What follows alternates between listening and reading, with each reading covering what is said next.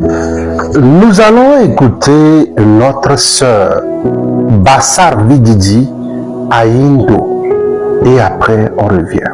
La connexion avec Pacôme étant adjoint au maire à Paris était très importante pour moi parce que... Rectification, notre sœur à Indo, si c'est ce que Pacôme Adjourovi t'avait dit, qu'il était maire, adjoint maire à Paris, il t'a menti.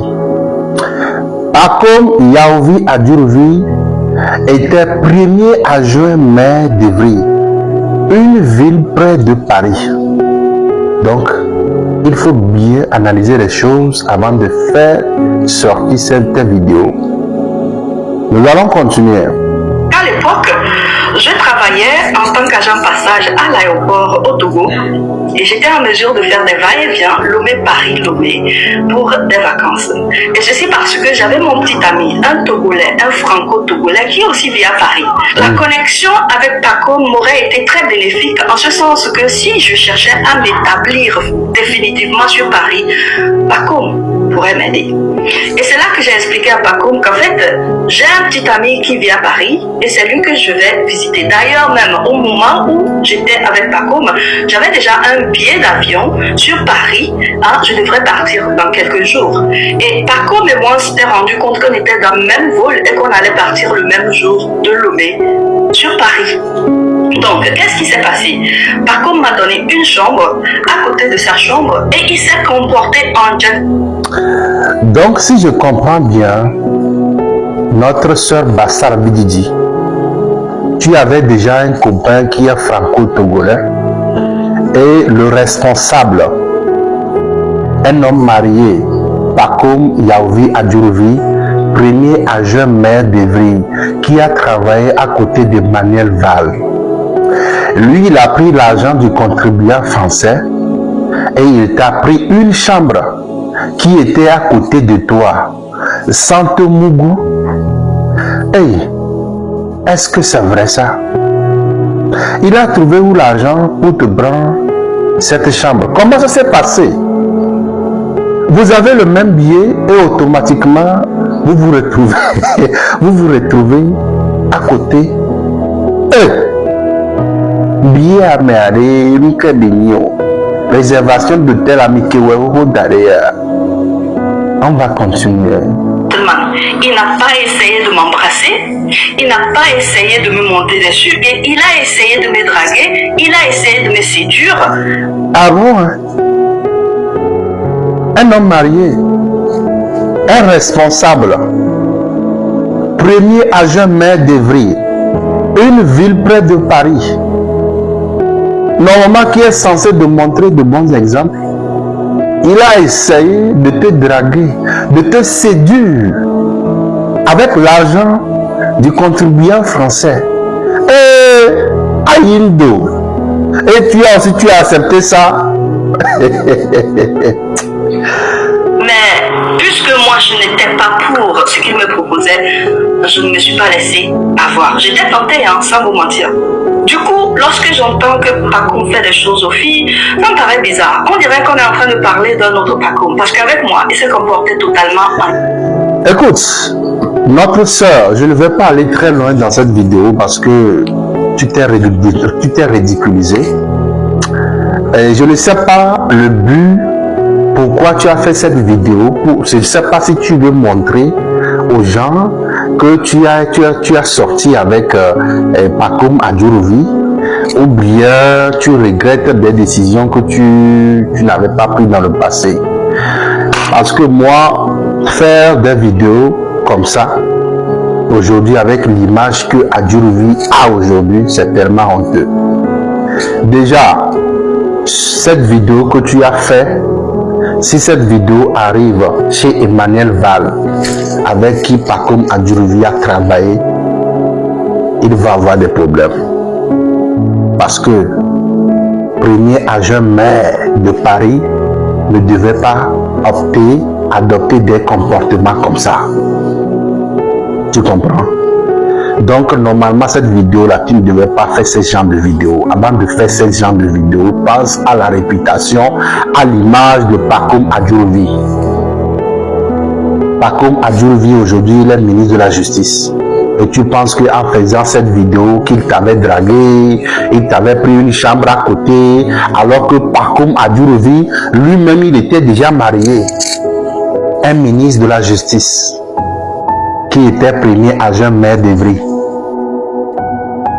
Dans son passé, qui est vraiment mauvais, en draguant les filles, en faisant des désordres, en prenant l'argent des contribuables français pour t'acheter des choses, pour te faire des propositions. Tu penses que quand Pacome Adjourovi va voir ta vidéo, il sera fier de toi? Notre soeur Aindo, on le soeur B, il y a Pacome Adjourovi pour vidéo yakba et dit là Dieu, mais oui, il y a une fille qui est sortie pour me défendre. Au blé de Piolo. Moi, ce qui m'a énervé dans cette vidéo est que c'est le fait d'appeler le nom de Ferdinand Ité. Parce que Ferdinand Ité n'est pas ton égal. Le dimanche passé, Ferdinand Ité a fait seulement sur TikTok, il y avait plus de 10 000 connectés.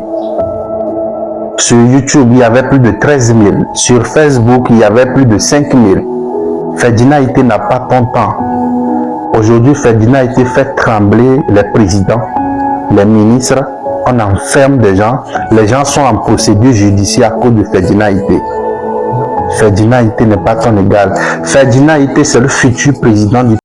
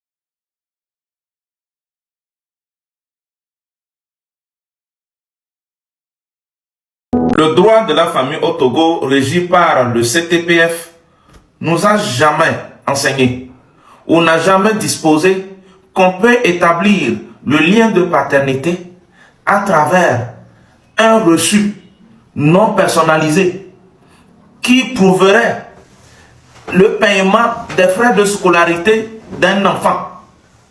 Nous sommes dans quoi? Affaire fainéant agitée contre le ministre M. Pakoum Agurovi, ex-maire adjoint d'Evry. Deuxième partie, suite et fin. En attendant, suivons-le, on le décortique sur ces questions de preuves-là. On va le démonter rapidement. Tous ceux qui aiment la vérité, prêtez attention. Tu as refusé de prendre la grossesse. La dame t'a poursuivi pendant des années à des fins de reconnaissance. Finalement, tu as mis ton nom sur les actes de l'enfant, mais jamais tu n'as déboursé un seul franc pour supporter cet enfant. Mais tu es ministre de la Justice et tu es avocat. L'enfant là, même pour payer ses frais de scolarité. Alors, Togolaises, Togolais, mes chers compatriotes, jeunesse togolaise, même si vous n'avez pas fait le droit, vous devez quand même savoir qu'on établit intellectuellement le lien de paternité à travers quand même des questions scientifiques. Ou bien, qu'est-ce qui soutient ce que ce journaliste d'intoxication a raconté? Le résultat d'un test d'ADN, vous le savez, c'est le seul test scientifique qui permet de prouver le lien de paternité, quel que soit le litige en question. Le seul moyen qui permet même à un juge de pouvoir se prononcer sur les questions de filiation, c'est le test d'ADN.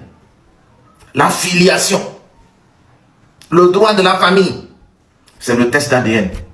Nulle part, il a été disposé qu'on va venir nous brandir une histoire de reçu qui prouverait le paiement des frais de scolarité d'un enfant, parce que tout simplement, on veut ternir l'image et la réputation de ce digne, honnête citoyen, de ce ministre.